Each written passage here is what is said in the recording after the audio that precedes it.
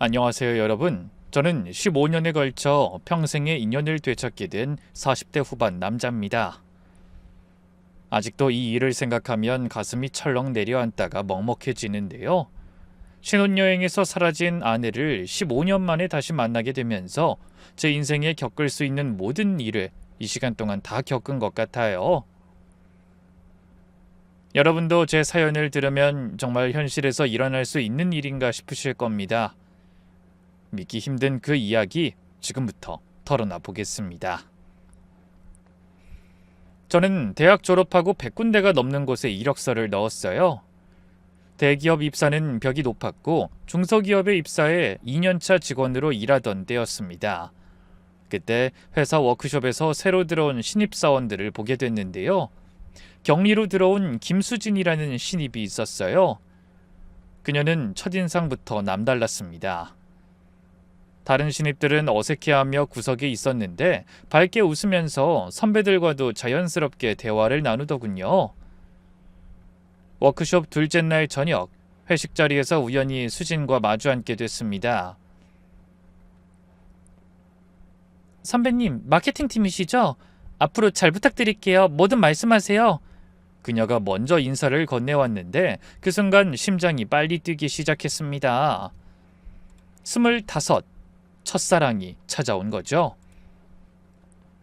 그 이후로 아내와 저는 급속도로 가까워졌습니다. 연애한 지 6개월쯤 됐을 때 아내는 자신의 과거를 힘겹게 털어놨습니다. 사실 저 고아원에서 자랐어요.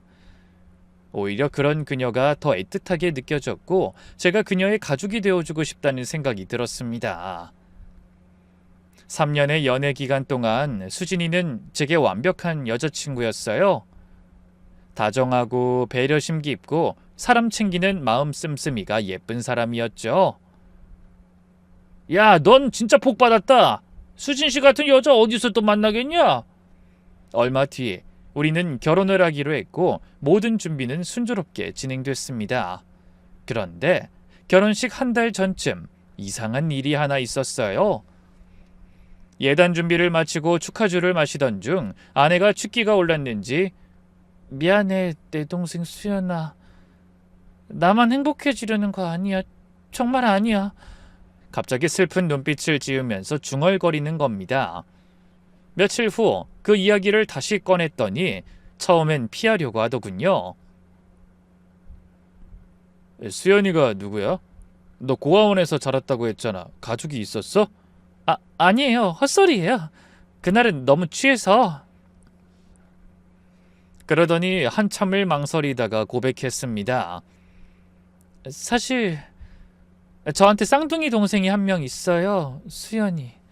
충격적이었죠. 2년을 사귀면서 한 번도 동생 얘기를 안 했다니 말이에요. 뭐라고? 쌍둥이 동생? 왜 그걸 지금까지 숨긴 거야? 그 애는 절 싫어해요. 아니, 증오한다고 해야 맞을 거예요. 아내 말에 저는 더 당황했습니다. 어릴 때 저희가 입양될 뻔했는데 그 집에서 저만 데려가겠다고 했어요. 똑같이 생긴 일란성 쌍둥이인데 왜 본인만 그런 취급을 당하냐고. 어린 마음에 상처가 컸는지 그때부터 수연이가 절 많이 싫어했어요. 눈물까지 흘리며 말하는 걸 보니 마음이 약해졌죠. 그럼 같이 한번 볼까? 그래도 하나뿐인 가족인데. 오빤 절대 안 돼요. 무슨 일 생길지도 모르고. 제발 더 묻지 말아줘요. 결혼식에도 안 부를 거예요. 오빠랑 엮이게 하고 싶지 않아요. 뭔가 석연치 않았지만 너무 괴로워하는 모습에 더 이상 묻지 않기로 했습니다. 결혼식 당일 아침, 아내는 유독 불안해했습니다. 메이크업을 받으면서도 계속 휴대폰을 확인하고 대기실 문을 자꾸 쳐다봤죠. 불안할 때 손톱을 뜯는 버릇이 있었는데 그 모습이 계속 보이는 겁니다. 수진아, 뭐가 그렇게 걱정돼? 많이 떨려? 저기 혹시 이따가 식장 문 닫아달라고 할 수 있을까? 왜? 뭐 설마 동생 때문에? 그냥 초대받지 않은 사람들이 올까봐. 그런데 시작 직전 아내가 화장실 갔다 오겠다며 나갔다가 15분이 지나도 돌아오지 않아 식 시작 전에 발칵 뒤집혔습니다. 신부님 어디 계세요? 곧 시작하는데 빨리 오셔야 돼요. 빨리요. 주차장에서 아내를 발견했습니다. 누군가와 통화하며 울부짖고 있었어요. 오지 마. 제발 오지 말라고. 내가 이렇게 빌게. 오늘만큼은 제발. 누구한테 오지 말라고 한 거야? 혹시 동생? 아니에요. 아무 일도 아니라니까. 들어가요. 빨리. 하객들이 기다리잖아요. 뭔가 불길했지만 하객들이 기다리고 있어 일단 식장으로 들어갔습니다. 결혼식은 무사히 끝났고 하객들도 모두 축복해줬어요. 하지만 아내는 식이 끝날 때까지 계속 긴장을 놓지 못했습니다. 다음날 제주도로 신혼여행을 떠났습니다. 김포공항에서부터 아내는 이상하게 행동했어요. 왜 이렇게 불안해? 어제도 그렇고 뭐 걱정되는 거 있어? 아니에요. 신혼여행이 실감이 안 나서 그래. 우리 정말 제주도 가는 거 맞죠? 비행기 안에서도 아내는 제 얘기에 집중하지 못하고 계속 창밖만 내다봤어요. 제주공항에 도착해서 렌터카를 빌릴 때도 주변을 살피는 모습이 역력했죠. 제주도에 도착해서 스위트룸에 체크인을 했더니 그제야 마음을 놓는 것 같았죠. 와, 바다 색깔 좀 봐. 너무 예뻐. 이런 곳에 내가 오다니 꿈만 같네. 저는 그 모습이 너무 사랑스러워서 뒤에서 꼭 안아줬어요. 첫날은 정말 날씨까지 우릴 도와주고 모든 게 완벽했습니다. 해안도로를 드라이브하며 노래를 부르고 유명한 흑돼지 맛집에서 저녁을 먹었죠. 밤에는 호텔 라운지에서 와인을 마시며 미래를 이야기했어요. 여보, 우리 아이는 몇 명이나 낳을까? 여보라니까 기분 이상해. 둘 정도? 아들, 딸 하나씩이면 좋겠어. 아이 이름도 미리 생각해둬야겠다. 난 우리 여보 닮은 딸 낳고 싶어. 그때 아내가 갑자기 눈물을 흘렸습니다. 왜 울어? 이렇게 좋은 날, 응? 너무 행복해서요. 저를 사랑해줘서, 가족이 되어줘서, 저 같은 사람을 선택해줘서. 아이 무슨 소리야. 너랑 결혼하는 내가 복받은 거지. 내가 더 많이 고마워. 그때는 늘 혼자였다가 결혼해서 가정을 이루고 행복하게 살 수 있다는 생각에 감격해서라고 생각했는데 지금 생각해보면 그게 마지막 인사였던 것 같네요. 신혼여행 둘째 날 저녁이었습니다. 가까운 호텔 근처 해산물 레스토랑에서 저녁을 먹고 있었죠. 분위기 정말 좋다. 매년 결혼기념일마다 우리 여기 오자. 좋아요. 근데 아까부터 계속 뭘 그렇게 확인해? 그냥 날씨 어떤지 보는 거예요. 아내는 음식에는 손도 안 대고 물만 계속 마시더라고요. 그러다 갑자기 자리에서 벌떡 일어나더니 두리번대기 시작했죠. 괜찮아? 자기 상태 많이 안 좋은 것 같은데. 잠깐만, 화장실. 생각보다 오래 걸리자 걱정되기 시작했어요. 10분이 지났습니다. 화장실이 붐비나 싶은 생각으로 기다렸죠. 20분쯤 지났을 때 이상하네. 전화해봐야겠다. 불안해지다가 30분이 되자 더는 못 기다리겠더라고요. 그래서 여자 화장실 앞에서 기다리다 때마침 나오던 분께 부탁했습니다. 죄송한데요. 그 안에 단발머리에 파란 원피스 입은 여자분 있는지 봐주실 수 있을까요? 제 아내가 들어간 지 30분이 넘었는데 아직도 안 나와서요. 여자 화장실에요? 여기 아무도 없는데요? 식당도 샅샅이 뒤졌지만 아내는 어디에도 없었습니다. 증발한 사람처럼 말이죠. 혹시 몸이 안 좋아서 호텔로 먼저 갔나 싶어 전화를 걸었지만 그마저도 꺼져 있었어요. 급하게 계산하고 호텔로 뛰어갔는데 방은 텅 비어 있었고 아내의 짐도 사라진 상태였어요. 프런트에 확인해보니 30분 전쯤 혼자 체크아웃하고 나갔다고 하더군요. 잠시만요. CCTV 한 번만 보여주세요. 부탁드리겠습니다. 정말로 수진이 혼자 캐리어를 끌고 호텔을 나가는 모습이 찍혀 있었습니다. 여보, 수진아, 제발 전화 좀 받아라, 제발. 전 계속 전화를 걸어봤지만 아무런 답이 없었습니다. 도저히 가만히 있으면 안 되겠다는 생각에 당장 경찰서로 달려갔습니다. 아내가 사라졌어요. 신혼여행 중에 갑자기요. 진정하시고 천천히 말씀해 주세요. 혹시 부부싸움 하신 거 아닙니까? 아내분 서울로 가신 거 아니에요? 성인이 자발적으로 나간 거면 실종 아니에요.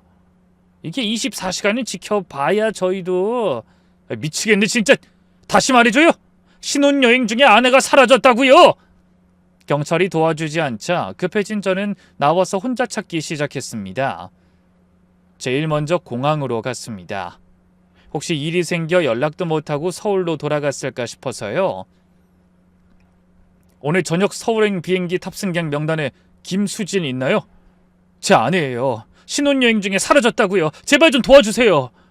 전 그때부터 새벽까지 미친 사람처럼 제주 시내를 돌아다녔습니다. 24시간 편의점, 카페, 식당, PC방, 심지어 병원 응급실까지 뒤졌어요. 그렇게 일주일이 지나자 경찰도 조금씩 수사에 나서기 시작했어요. 휴대폰 위치 추적을 했는데 신호가 안 잡힌다고 했고 신용카드 사용 내역도 신혼여행 첫날 이후로는 아무것도 없었죠.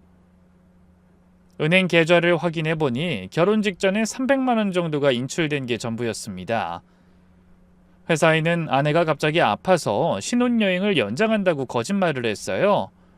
결국 상황을 설명하고 추가 휴가를 얻어냈지만 2주가 지나자 더는 거짓말로 버틸 수가 없었습니다.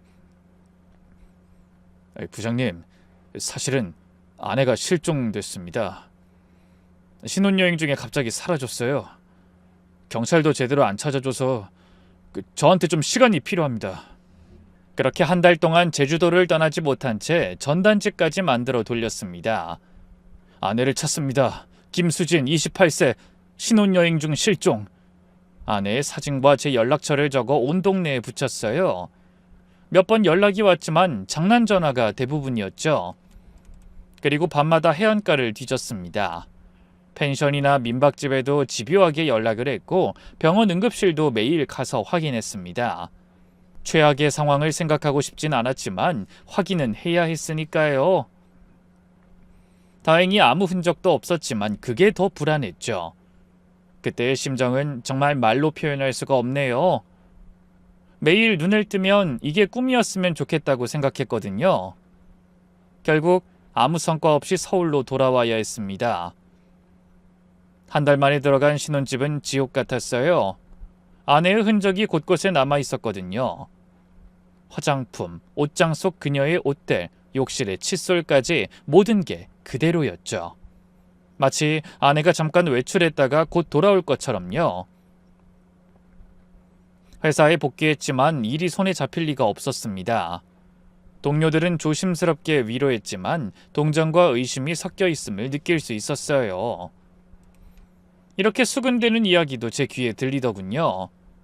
정말 아내가 사라진 거야? 아우 진짜 불쌍하다. 계획하고 버린 거네. 솔직히 그게 말이 되냐? 숨겨놓은 다른 남자 있었던 거지. 그리고 가장 고통스러웠던 건 반대 끝에 제 결혼을 승낙했던 부모님께 이 모든 사실을 털어놓는 거였습니다. 한 달이 지나 처음으로 부모님 댁을 찾아갔습니다.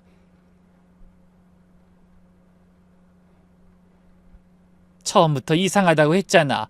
이래서 집안을 보라는 거야. 그런 말 하지 마시라고요. 수진이가 얼마나 착하고 좋은 앤데. 내가 걔 데려왔을 때 고아인 게 싫어서 반대한 줄 알아? 하는 짓 봐라. 그렇게 착한 애가 왜 짐을 다 챙겨서 갔겠니? 계획했다는 거잖아. 저렇게 사람 볼 줄 몰라서. 그러니까 당하지. 그 말에 반박할 수가 없었습니다. 친구들도 비슷했어요. 딱 보면 결혼 사기인 걸 저만 모른다는 이야기를 서슴지 않고 했죠. 하지만 누가 뭐라든 전 알고 있었습니다. 아내는 절 진심으로 사랑했다는 걸. 함께 보낸 시간, 추억, 저를 바라볼 때의 눈빛은 거짓말하지 않았거든요. 주변 사람들이 그럴수록 더 아내를 잊지 못해 매일 밤 문자를 보냈습니다. 여보, 제발 연락 좀 해줘. 어디로 간 거야? 이유라도 알고 싶어. 오늘도 네가 좋아하는 파스타 먹었어. 너 없이 먹으니까 맛없더라. 아무것도 묻지 않을게. 그냥 돌아와줘. 하루에 수십 통씩, 어떤 날은 100통도 넘게 보냈어요. 당연히 답은 없었지만 보내지 않으면 미칠 것 같았거든요. 아내가 사라진 지 6개월 후부터는 정신과 상담도 받기 시작했습니다. 의사는 심한 스트레스로 인한 우울증이라며 약을 처방해줬지만 별로 도움이 되지 않았어요. 오히려 약 때문에 몽롱해져서 일상생활을 하는 것도 힘들었고 아내와의 추억마저 흐릿해지는 것 같아 끔찍했죠. 회사 생활도 엉망이 됐어요. 승진은커녕 좌천될 위기에 처했고 동료들과의 관계도 소원해졌죠. 다들 저를 불쌍한 사람 혹은 이상한 사람으로 보는 게 느껴졌거든요. 아이 김대리, 안타까운 일 당한 건 아는데 다음 인사고과 때 좋은 평가 기대하지 마. 딱 해서 자네 사정 많이 봐준 거야. 아내 없는 삶에서 성공도 미래도 무슨 의미가 있겠어요. 여전히 어디선가 아내는 절 기다리고 있을 것 같다는 생각밖에 안 들었죠. 그때부터 포기하지 않고 주말마다 전국을 돌아다녔습니다. 부산, 대구, 광주, 대전 정말 안 가본 곳이 없었어요. 자세히 좀 봐주세요. 제 아내인데 작년에 실종됐어요. 5년이 지났을 때 한번 큰 희망을 품었던 적이 있었습니다. 우연히 아내 옛 회사 동료를 길에서 만나게 됐죠. 어머, 수진 씨 남편분이시죠? 아직도 찾으러 다니신다는 이야긴 들었어요. 살도 많이 빠지셨네요. 힘드시죠? 그분은 옛날과 달라진 제 모습을 보며 측은한 표정을 짓더군요. 근데 제가 말씀 못 드린 게 하나 있어요. 네? 그게 뭔데요? 이 이야기가 도움이 될진 모르겠는데 수진 씨가 그때 회사에서 가끔 이상했어요. 혼자 화장실에서 울고 누군가와 통화하면서 겁에 질려 있었거든요. 누가 자꾸 찾아오는 것 같던데 가족인 것 같았어요. 수진 씨가 절대 말하지 말라고 신신당부했었더라고요. 특히 남편한텐 절대로. 그래서 말 못했어요. 죄송해요. 그제야 깨달았습니다. 아내와 쌍둥이 동생 사이에 뭔가 큰 비밀이 있다는 걸. 그리고 아내가 자란 부산의 한 고아원을 수소문 끝에 찾아갔습니다. 70대 노 원장님은 한숨을 쉬며 이야기를 시작했습니다. 그 아이들 참 안타까운 케이스였어요. 특히 동생 수연이가 너무... 왜요? 언니를 너무 심하게 괴롭혔어요. 질투가 너무 심해서. 수진이가 뭘 하든 망가뜨리고 심지어 입양 기회까지 방해했죠. 동생이 어린데 참 독한 데가 있었어요. 입양 기회를요? 네. 한 부부가 수진이만 입양하려고 했는데 수연이가 언니 가면 난 죽을 거야 라고 그 어린애가 협박까지 해서 막더라고요. 그래서 결국 그 부부도 포기했죠. 수진이가 동생 때문에 많이 힘들어했는데 생각할수록 참 가여운 애예요. 충격적이었습니다. 아내가 동생을 두려워했던 이유, 결혼식에도 절대 부르지 않았다던 그 말이 이제야 이해가 됐어요. 그리고 그해 연말 아내의 옛 휴대폰에서 이상한 것을 발견했습니다. 집 정리를 하다 아내가 쓰던 예전 휴대폰을 발견했는데 배터리를 넣고 켜보니 삭제된 문자 메시지들이 복구됐어요. 대부분 동생 수연이와 주고받은 것들이었는데 내용이 충격적이었습니다. 언니만 행복하면 돼? 나는? 평생 언니 때문에 빚도 못 보고 살았잖아. 책임져야지. 마지막 문자는 결혼식 전날 밤에 온 것이었어요. 마지막 경고야. 도망쳐. 안 그럼 그 남자도 위험해. 나 한다면 하는 거 알지? 그리고 그날 이후 저는 아내에게 가는 길이 보이는 느낌이 들었습니다. 고아원을 다녀온 뒤로 아내와 동생만 찾으면 실마리가 풀릴 것 같았거든요. 모든 것은 두 사람 관계에서 비롯된 일이 아닐까 싶었어요. 10년을 바라보고 있던 때 마지막 지푸라기를 잡는 심정으로 사설 탐정을 고용했습니다. 비용이 만만치 않았지만 더는 혼자 찾는데 한계를 느꼈거든요. 의뢰인님, 김수진 씨와 김수현 씨 두 사람의 주민등록이 모두 살아있어요. 네? 그게 무슨 뜻이죠? 그럼 아직 쌍둥이 자매가 맞는데 둘 다 실존 인물이고 현재 생존에 있다는 겁니다. 그럼 수진이가 살아있다는 거네요? 아내가 살아있다는 증거만으로도 저는 숨통이 트이는 기분이었어요. 그런데 이상한 점이 하나 있어요.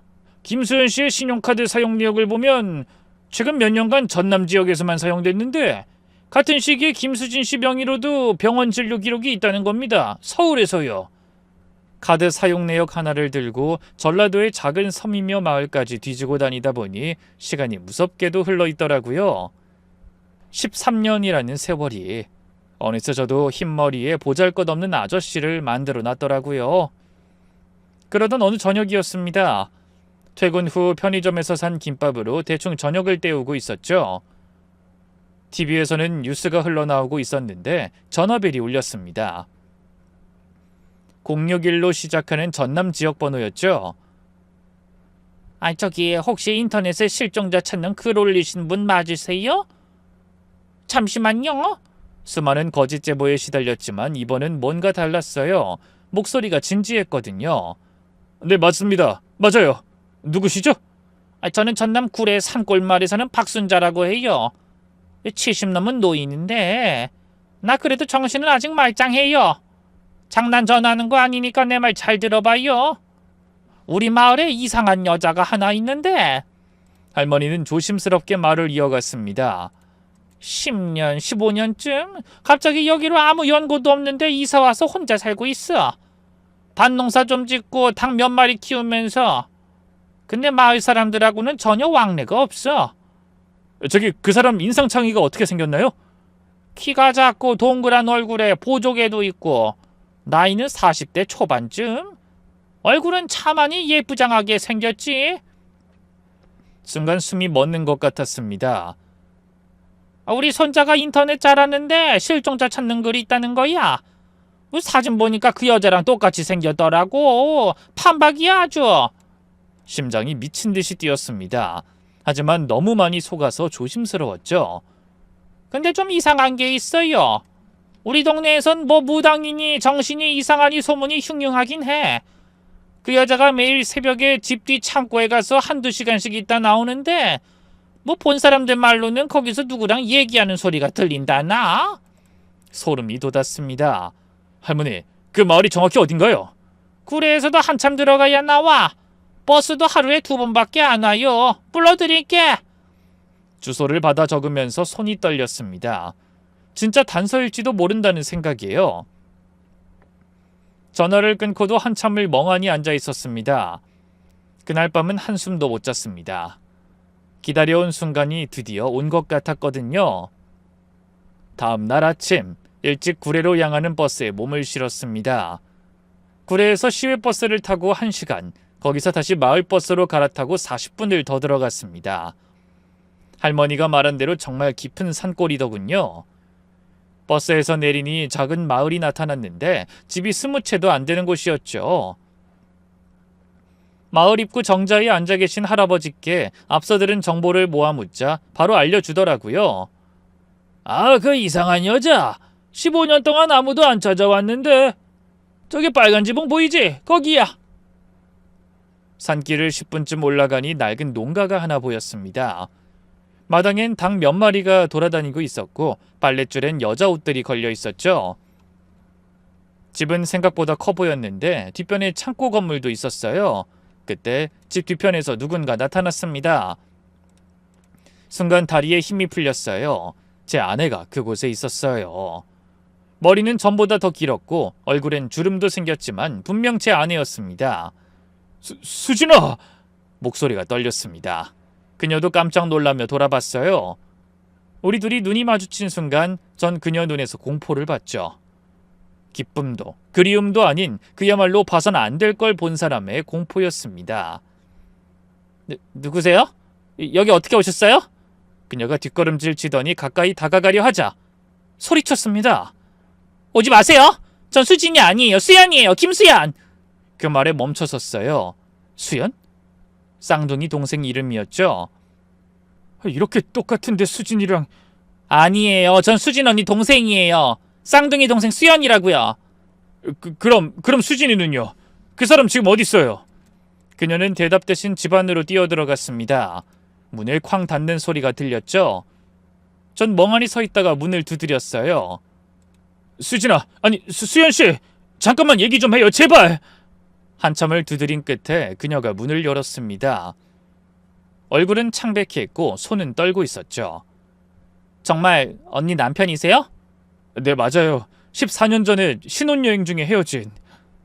들어오세요. 할 얘기 있어요. 낡은 부엌에 앉아 차를 마시며 이야기를 나눴습니다. 가까이서 보니 더욱 아내와 똑같았죠. 하지만 차를 마시는 모습, 앉은 자세, 말투 보다 보니 모든 게 달랐죠. 왜요? 언니랑 너무 똑같이 생겼죠? 일란성 쌍둥이 처음 보면 다들 신기해해요. 이렇게 봐선 정말 모르겠긴 하네요. 아까는 미안했어요. 혹시 지금 수진이는 어디 있어요? 몰라요. 15년 전엔 잠깐 왔다 갔어요. 저도 그 뒤론 소식 몰라요. 제가 의심스러운 눈빛으로 보자 그녀가 한숨을 쉬며 말했습니다. 갑자기 연락도 없던 언니가 여기까지 찾아왔더라고요. 그것도 울면서요. 울면서요? 왜? 신혼여행 중에 와버렸다고 했어요. 제주도에서 남편 몰래 도망쳐왔다고. 도망? 왜 도망을 쳐요? 그건 언니가 자세히 말 안 했어요. 그냥 며칠만 숨겨달라고 부탁했죠. 말이 안 됐습니다. 아내가 저를 피해 도망칠 이유가 없었으니까요.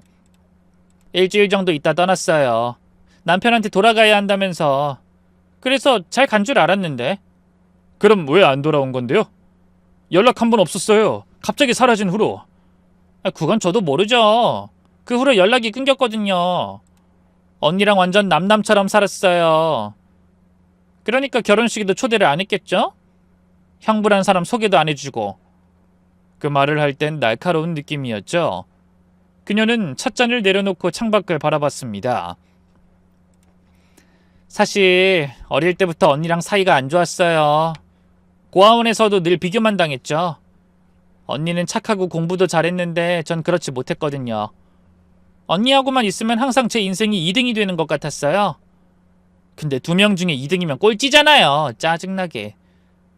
수진이가 동생 얘기할 땐 그렇게 말 안 하던데요. 저한테 잘 풀고 싶다고. 언닌 늘 그래요. 자기가 피해자인 것처럼 굴죠. 하지만 진실은 달라요.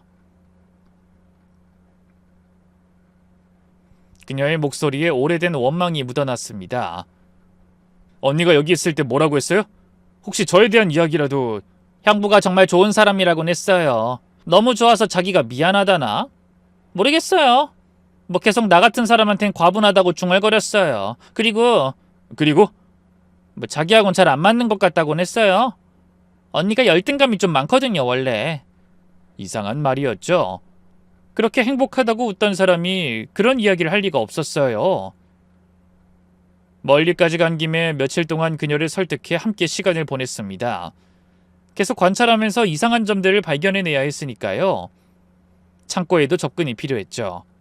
그리고 어린 시절 이야기를 할 때마다 묘하게 사실을 비틀어 말하더군요.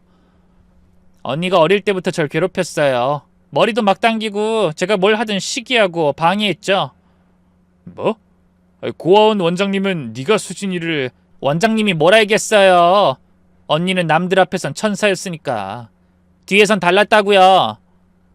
전 믿지 않았습니다. 내가 아는 아내는 절대 그런 사람이 아니었으니까요. 언니 때문에 입양도 못 갔어요. 제가 먼저 입양 갈 뻔했는데 언니가 그 집에 가게 됐을 때 저에 대해서 거짓말했거든요. 거짓말하지 마. 원장님은 분명히... 네, 그럼 믿고 싶은 대로 믿으세요. 어차피 언닌 여기 없으니까. 그녀의 눈빛이 차가워졌습니다. 그때 밖에서 닭 울음소리가 크게 들렸고 그녀가 벌떡 일어났죠. 닭 모이 줄 시간이에요. 저기 앉아 있으세요. 그녀가 나간 사이 집안을 둘러봤습니다. 그런데 이상한 게 있었어요. 벽에 걸린 달력에 X 표시가 빼곡했는데 특정 날짜에만 빨간 동그라미가 쳐져 있었죠. 10월 3일, 우리의 결혼 기념일이었습니다. 그리고 서랍을 열어보니 충격적인 게 있었어요. 아내가 끼던 반지가 있었습니다. 결혼 전에 제가 선물한 것이었죠. 그리고 그 밑에는 낡은 편지 봉투가 있었는데 제가 연애 때부터 아내에게 쓴 편지들이었습니다. 그때 그녀가 돌아왔죠. 뭐 하세요? 남의 집에서 뭘 보는 거냐고요? 아무거나 만지지 말랬잖아요. 이 반지 수진이 거 아니에요? 언니가 두고 갔어요. 결혼 전에 내가 준 걸 여기에 왜 두고 가요? 이 편지들까지. 그것도 다 두고 갔다니까요. 저도 버리기 못해서 둔 거예요. 하지만 그녀의 표정은 당황한 게 역력했죠. 수연씨, 뭔가 숨기고 있죠? 수진이가 정말 떠난 게 맞아요? 도망쳐온 거 맞냐고요? 네, 몇 번을 말해요. 언니 떠났어요. 그럼 왜 이렇게 소중한 것들을 다 두고 갔어요? 말이 안 되잖아요. 그건 언니한테 물어보세요. 그녀가 소리치며 밖으로 뛰어나갔습니다. 전 확신했죠. 이 여자가 뭔가 숨기고 있다고. 그때부터는 마을로 내려가 사람들에게 쌍둥이 동생에 대해서 물어봤습니다. 그리고 저에게 연락을 해준 어르신께 인사도 드렸어요. 저 산 중턱에 사는 여자 아시죠? 혹시 다른 사람이랑 같이 온 거 본 적 있으세요? 아니요, 혼자 왔어요. 근데 이상한 게. 뭐가 이상한데요? 처음 왔을 땐 성격이 밝았는데 갑자기 어느 날부턴가 사람들 피하기 시작하더라고. 그 집 앞에 가면 성질을 내질 않나. 우린 무서워서 근처에 가지도 않아. 더 충격적인 건 옆집 아주머니의 증언이었습니다. 가끔 새벽에 비명소리 같은 게 들려, 그 집에서. 비명소리요? 글쎄, 한 10년 전부터 처음엔 자주 들렸는데 그 여자 목소리인데 둘이 싸우는 것 같기도 하고. 그때부터 우리 동네에서 무당 아니냐, 미친 사람 아니냐 소리가 돌기 시작한 거야. 마을 이장님도 만났는데 그분 말씀이 더 의미심장했습니다. 그 집은 원래 폐가였어. 10년 넘게 비어있던 집인데 그 여자가 헐값에 샀죠. 폐가요? 이상한 게 창고는 새로 지었어요. 집보다 더 튼튼하게. 창고를요? 뭘 보관하려고 그렇게 튼튼하게 지었는지. 농사 짓는 사람도 아니면서 무슨. 문도 이중으로 아주 단단하게도 해놨더라고요. 생각해보니 전화로 제보한 할머니도 그 창고 이야기를 했던 게 스쳤습니다. 저는 일주일 동안 그 마을에 머물며 수연이를 관찰했습니다. 민박집 주인에게 부탁해서 방도 하나 얻었죠. 계속 관찰하니 얻는 게 있었어요. 그 여자가 움직이는 패턴이 보였거든요. 그녀는 새벽 3시마다 일어나 창고로 갔습니다. 꼭 한두 시간씩 있다가 나왔죠. 낮에는 밭일을 하거나 집안일을 했는데 가끔 그 앞에서 중얼대며 혼잣말을 할 때가 있었는데 분명 누군가 안에 있는 것 같았죠. 민박집 주인 아주머니와 말을 트기 시작하면서 자세한 내용을 더 물었어요. 이 마을에 온 게 정확히 언제였어요? 기억하세요? 그때가 2009년? 우리 막내가 대학 들어간 해라서 기억이 나네. 혹시 6월 며칠쯤이었는지도 기억하세요? 글쎄 15일쯤이었나? 그래, 장마 시작되기 직전이었으니까. 6월 15일. 제 손이 떨렸습니다. 아내가 사라진 날이 6월 14일이었거든요. 그리고 며칠 더 지켜보니 그녀가 아내와는 완전히 다른 사람이라는 게 확실해졌습니다. 마을 장터에 같이 간 날이었어요. 길에서 구걸하는 할머니를 봤는데 저리 가! 어디 더러운 손에 갖다 대! 게으르게 사는 게 무슨 자랑이라고 재수없게. 항상 어려운 사람을 돕는 착한 성품의 아내라면 절대 하지 않을 말이었죠. 정말 껍데기만 같을 뿐 속은 아예 다른 사람이었어요. 어느 날 오후 수연이가 갑자기 절 집으로 초대하더군요. 매일 민박집에서 라면만 먹는 게 걱정된다고 하면서요. 찜찜하긴 했지만 마지못해 수락했죠. 그래도 이 기회에 정보를 더 얻을 수 있을지도 모른다는 생각에서였습니다. 그런데 집에 가보니 평소와 다른 옷을 입고 있었어요. 블라우스에 치마, 그리고 곱게 화장까지 했더군요. 저녁상은 정말 푸짐했어요. 그런데 전 체할 것 같은 기분이 들더라고요. 형부, 이것도 드셔보세요. 제가 오랜만에 솜씨발이 해봤어요. 식사를 하는 내내 아내의 자리를 대신하려는 듯한 행동을 했습니다. 제가 알아서 먹을게요. 이러지 않아도 돼요. 그동안 많이 외로우셨죠? 이런 거 해주는 사람도 없고 얼마나 힘드셨을까. 저도 알아요, 그 외로움. 그러더니 제 옆으로 가까이 자리를 옮겼습니다. 형부, 언니랑 저 얼굴 똑같잖아요. 이렇게 보고 있으면 구분도 안 되죠? 네? 지금 무슨 말을... 언니가 그렇게 그리우면 저를 언니라고 생각하셔도 돼요. 전 화들짝 놀라 뒤로 물러났습니다. 수연씨! 아니 처제! 그게 지금 무슨 소리야? 14년이에요. 언니는 안 돌아와요. 이제 그만 인정하세요, 형부도. 대신 제가 형부 옆에 평생 있을게요. 언니보다 더 잘할 수 있어요. 저랑 이렇게 지내는 거 나쁘지 않았잖아요. 전 손을 뿌리치고 일어났습니다. 미쳤어요? 당신이 누군진 모르겠지만 착각하지 마. 난 내 아내 찾으러 온 거라고. 그녀의 눈빛이 이상하게 번들거렸습니다. 집착과 욕망이 뒤섞인 무서운 눈이었죠. 언니는 형부를 버렸어요. 하지만 난 아니에요. 난 절대 형부 떠나지 않을 거예요. 언니처럼 만들어줄게요. 아니, 언니보다 더 나은 아내가 되어줄게요. 전 경악했습니다. 그리고 수연이가 갑자기 울기 시작했습니다. 알아요. 내가 언니만큼 착하지도 잘하는 것도 없다는 거. 하지만 얼굴은 똑같잖아요. 언니 대신해줄게요. 뭐든지 원하는 거 다 해줄게요. 저 보면서 그리워해도 돼요. 그러니까 제 옆에 계속. 전 그 자리를 박차고 나왔습니다. 더 이상 들을 수 없었거든요. 밖으로 나오면서 확신했죠. 저 여잔 단순히 아내를 질투한 게 아니라 아내의 삶 자체를 탐낸 거구나. 어떻게든 좀 더 관계가 편해지면 창고에 들어가 볼 생각이었는데 더는 시간이 없다는 걸 알았습니다. 그날 밤 전 결심했습니다. 그녀가 잠든 사이 몰래 집에 들어가기로요. 새벽 1시 조용히 집으로 다가갔습니다. 다행히 문은 잠겨있지 않았어요. 시골이라 그런지 방범이 허술했죠. 거실을 지나 안방으로 들어갔습니다. 그녀는 깊이 잠들어 있었어요. 조심스럽게 장롱을 열었죠. 그리고 그 안에서 충격적인 것들을 발견했습니다. 우리 결혼 사진이었어요. 그것도 여러 장. 신혼여행 사진들도 있었고, 그리고 아내가 갖고 다니던 화장품이며 짐도 그 안에 그대로 있었습니다. 그걸 본 순간 머릿속이 하얗게 변했습니다. 떨리는 손을 부여잡으며 그 안을 더 살펴보려던 순간 뭐 하는 거예요? 서로 눈이 마주쳤습니다. 그녀의 눈에서 공포와 분노가 동시에 보였죠. 이게 다 뭐예요? 수진이 지금 어디 있어요? 말해요! 나가요. 당장 나가요, 내 집에서! 수진이 지금 여기 있는 거 맞지? 당신이 어떻게 이 사람 일기장까지 갖고 있어? 말해! 그녀가 미친 듯이 소리쳤습니다.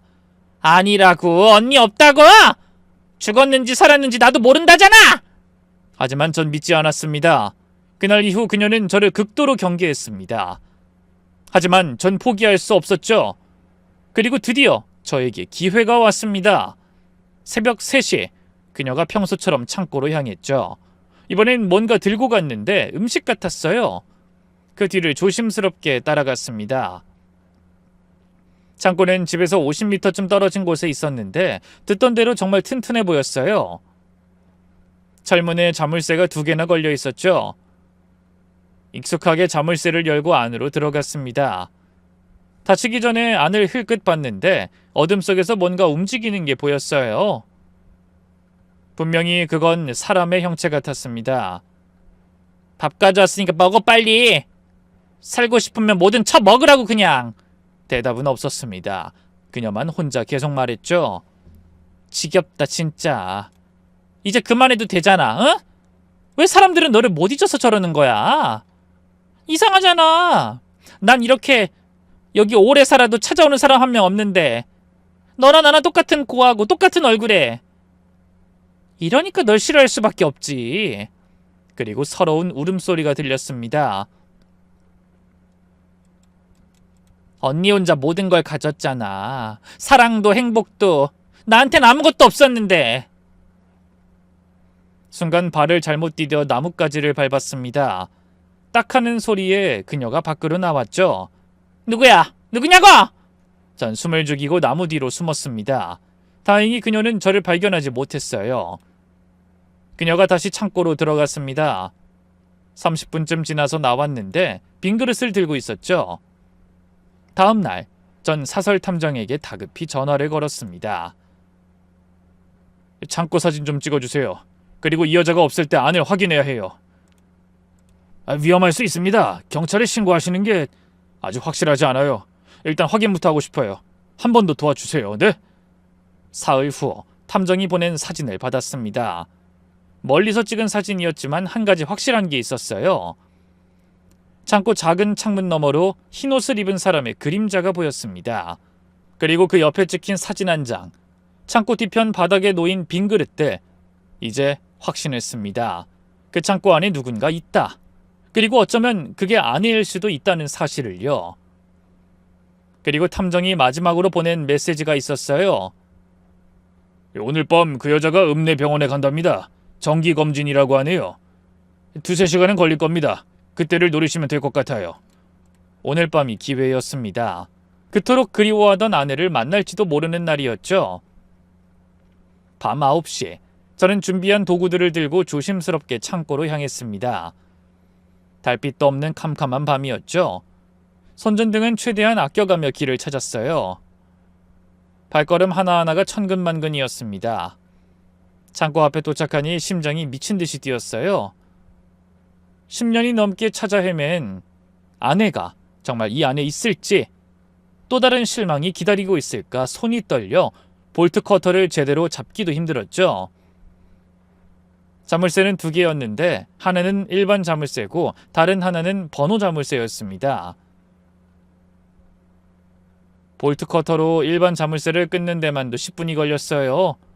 힘이 제대로 들어가지 않았거든요. 찰컥! 드디어 단단한 줄이 끊어졌습니다. 하지만 번호 자물쇠가 문제였죠. 그때 문득 생각났습니다. 수연이 달력에 표시해둔 우리 결혼 기념일. 혹시나 해서 1003을 눌렀는데 역시나 처음부터 맞진 않았어요. 그리고 다시 온 신경을 집중하며 생각해봤죠. 아내의 생일 0415. 제 생일까지 다 넣어서 시도해봤지만 역시 아니었습니다. 그러다 떠올랐어요. 아내가 사라진 날 0614. 딸깍하는 소리와 동시에 자물쇠가 열렸습니다. 순간 온몸에 소름이 돋았어요. 왜 하필 이 날짜일지 열고 나서도 의문이 남아있었습니다. 사실 번호 자물쇠가 열린 건 우연이 아니었던 것 같아요. 수연이는 어쩌면 누군가 이 문을 열기를 바랬을지도 모르죠. 죄책감에 시달리면서도 도저히 자기 스스로는 끝낼 수 없었던 일일까 싶었습니다. 저는 철문을 조심스럽게 열었습니다. 끼익 소리가 생각보다 크게 났어요. 잠시 멈춰서 주변을 살폈지만 다행히 아무도 없었죠. 손전등을 비추니 농기구 보관용 창고라고 하기엔 너무 잘 만들어져 있었어요. 그리고 창고 안쪽에 또 다른 문이 있었어요. 철문이 아닌 나무 문이었는데 밖에서 잠글 수 있게 커다란 빗장이 걸려 있었죠. 문 앞엔 빈 그릇들이 여러 개 놓여 있었고 물통도 보였습니다. 가슴이 터질 것 같았습니다. 최근에 사용한 흔적이 역력했거든요. 수진아? 작은 목소리로 불렀지만 대답이 없었습니다. 다시 한번 좀 더 크게 불렀어요. 수진아, 나야. 지훈이야, 대답해. 너 여기 있지? 여전히 조용했습니다. 빗장을 들어 올리는데 손이 너무 떨려서 몇 번이나 놓쳤어요. 겨우 빗장을 열고 문을 밀었습니다. 손전등 불빛이 비춘 건 좁고 어두운 방이었습니다. 아니, 방이라기보다는 감옥이었죠. 벽은 차가운 시멘트로 되어 있었고 천장 가까이에 작은 창문 하나만 있었어요. 곰팡이 냄새가 코를 찔렀습니다. 처음엔 아무것도 보이지 않았어요. 그런데 구석에서 뭔가 움직이는 게 보였습니다.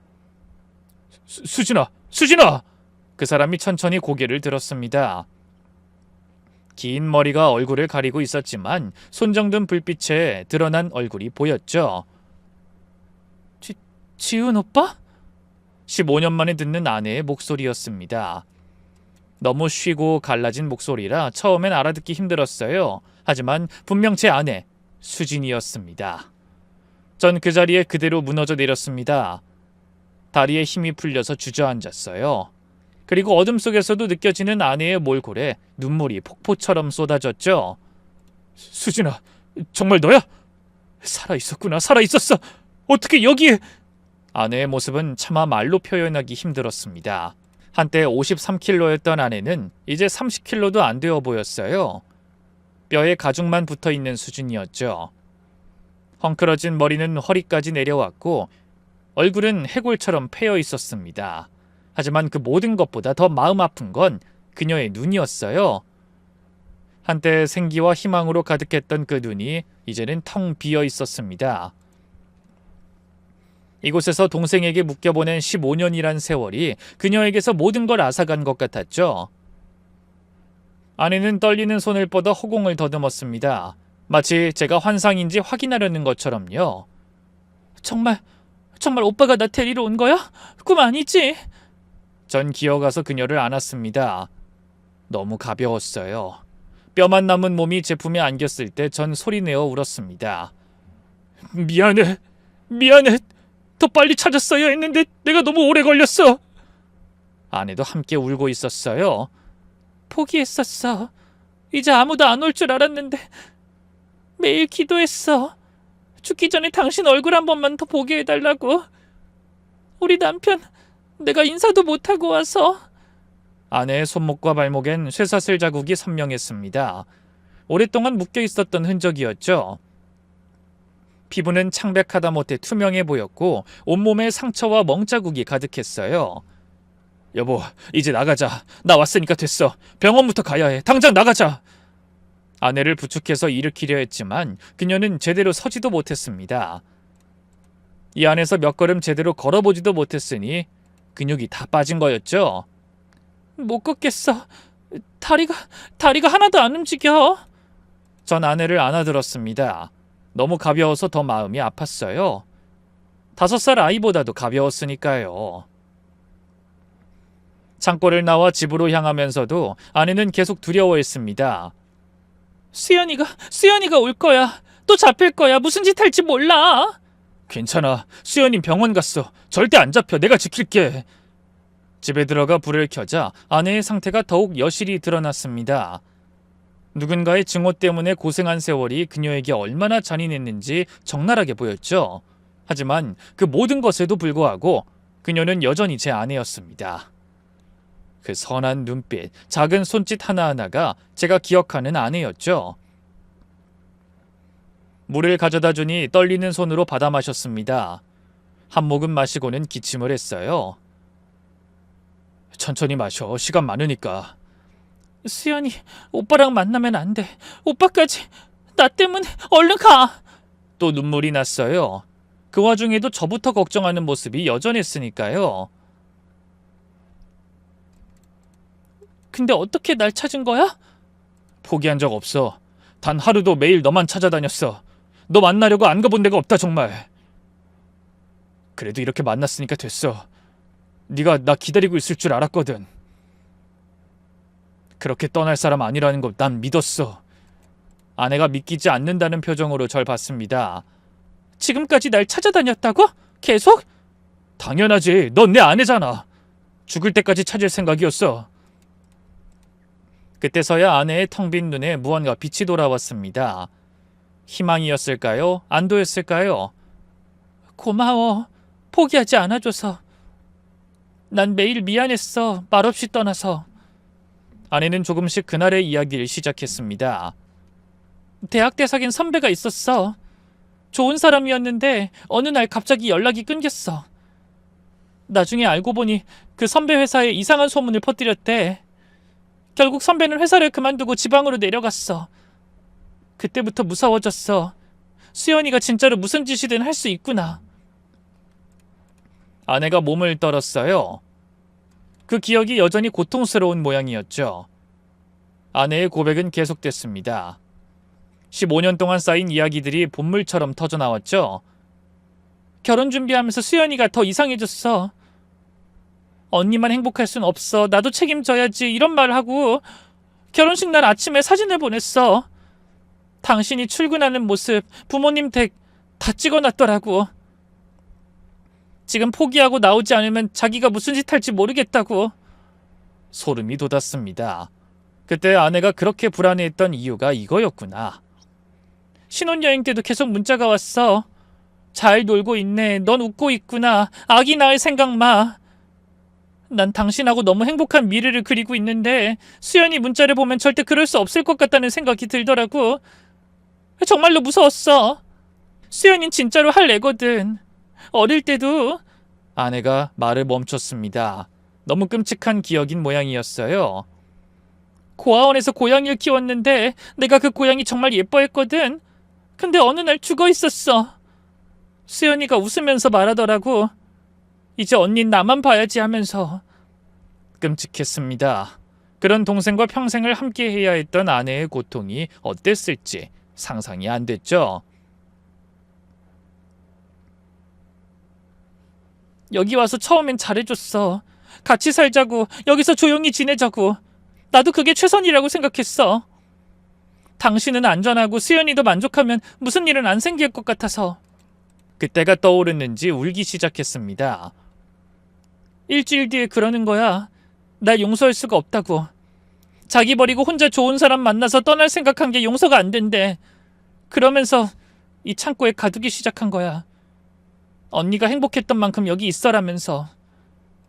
15년. 수연이는 정말로 그 약속을 지킨 거였어요. 미친 짓이었죠. 아내의 이야기를 듣고 있는데 갑자기 현관문이 열리는 소리가 들렸습니다.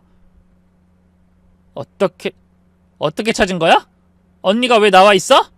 우리를 보자 그녀의 얼굴이 일순간 굳어졌다가 이내 무서운 표정으로 변했습니다. 수연이의 눈은 이미 제정신이 아니었어요. 죄책감과 광기가 한꺼번에 폭발하는 것 같았죠. 수연씨, 이게 뭔 짓이에요? 15년 동안 언니를 가둬놓고? 언니가 먼저 날 버렸어! 혼자만 행복하려고 날 두고 떠났잖아! 지만 살겠다고! 수연이는 이성을 잃고 뛰어다니더니 공구함을 뒤졌습니다. 손에 잡히는 위험한 물건 뭐라도 들고 같이 죽자는 신용을 또 하더라고요. 전 아내를 소파 뒤로 밀어넣고 수연과 대치했습니다. 진정해요. 내려놔요. 여기서 더 가면 정말 큰일 나요. 큰일? 이미 다 끝났어. 내 인생도! 그래, 차라리 이렇게 된 거 셋이 여기서 다 죽자! 그때 제가 미리 켜둔 핸드폰 녹음 앱이 모든 걸 녹음하고 있다는 걸 깨달았습니다. 경찰에 신고했어요. 당신이 하는 말도 다 녹음되어 있어. 감금, 납치, 협박, 최소 20년은 나올 거야. 당신이 한 짓 법이 알려줄 거라고. 수연이의 손이 떨리기 시작했습니다. 망치를 든 손이 점점 더 심하게 떨렸죠. 언니만 없었으면, 너만 아니었으면. 전 아내를 끝까지 보호하며 수연이의 손목을 잡았어요. 힘든 몸싸움이었지만 수연이도 긴 세월의 죄책감에 몸도 마음도 지쳐 있었는지 생각보다 쉽게 제압했습니다. 바닥에 망치가 떨어졌고 수연이는 그 자리에 주저앉아 울부짖었어요. 왜 나만 불행해야 해? 왜 언니만 사랑받는 거야? 왜 난 아무도 안 봐주는 거야? 그때 멀리서 사이렌 소리가 들렸습니다. 제가 신고해둔 경찰이 도착한 거였죠. 경찰이 들어왔을 때 수연이는 이미 모든 걸 포기한 표정이었어요. 언니가 먼저 버렸어. 난 피해자라고. 봐! 지금도 아무도 날 사랑하지 않잖아. 아내는 곧바로 병원으로 후송됐습니다. 응급실에서 상태를 본 의료진도 충격을 받았죠. 대체 어디서 어떻게 사신 거예요? 이분 기적적으로 살아있는 거예요. 영양실조, 근육 위축, 비타민 결핍, 심리적 트라우마는 말할 것도 없고요. 하지만 아내는 강했습니다. 육체는 망가졌지만 정신력은 여전했어요. 살아야겠다는 생각밖에 없었어. 언젠가 당신이 찾아올 수도 있겠다 싶었거든. 수연이의 집을 조사한 경찰은 더 많은 증거를 발견했습니다. 아내의 신분증으로 만든 각종 서류들, 15년 동안의 일기, 그리고 충격적이게도 저와 아내의 결혼 비디오까지 있었어요. 그걸 보며 마치 아내가 된 것처럼 느꼈던 거죠. 저는 도저히 이 일을 동생이라고, 가족이라고 덮을 수가 없었어요. 재판이 시작되고 검찰은 이 사건을 단순한 감금이 아닌 인격살인이라고 말하더군요. 피해자의 자유뿐 아니라 인생 자체를 빼앗았습니다. 이는 살인보다 더 잔인한 범죄입니다. 수연이의 변호인은 정신질환을 이유로 감형을 주장했지만 15년 동안의 계획적 범행이 인정되면서 그 주장은 받아들여지지 않았죠. 법정에서 아내는 휠체어에 앉아 마이크를 잡고 단호한 목소리로 말했습니다. 동생을 원망하지 않고 살 겁니다. 하지만 용서할 수도 없어요. 15년, 저에게서 모든 것을 뺏은 그 시간을 돌려받을 수 없으니까요. 결국 수연이는 특수감금, 협박, 상해 등으로 징역 20년을 선고받았습니다. 선고가 내려지자 수연이는 법정에서 발버둥을 치면서도 끝까지 아내 탓만 하고 있더라고요. 언니가 날 버렸잖아! 그럼 내가 피해자지, 내가 왜! 하지만 아내는 돌아보지 않았습니다. 더 이상 그 악연에 매달리지 않기로 한 거죠. 지금 우리는 경기도의 작은 도시에서 평범한 일상을 찾아가고 있어요. 처음 1년은 아내가 밖에 나가는 것조차 두려워했는데 요즘은 하루도 빠짐없이 산책을 함께 다니고 있습니다. 이제 우리도 중년이라는 나이에 접어들어 그때의 풋풋함은 없지만 이 나이에 신혼처럼 알콩달콩하게 사는 것도 큰 행운인 것 같아요. 남은 인생은 이런 평범한 행복들로 가득 채워줄 겁니다. 그럼 오늘도 사연을 함께 해주신 모든 분의 건강과 안녕을 빌며 이만 인사드리겠습니다. 감사합니다.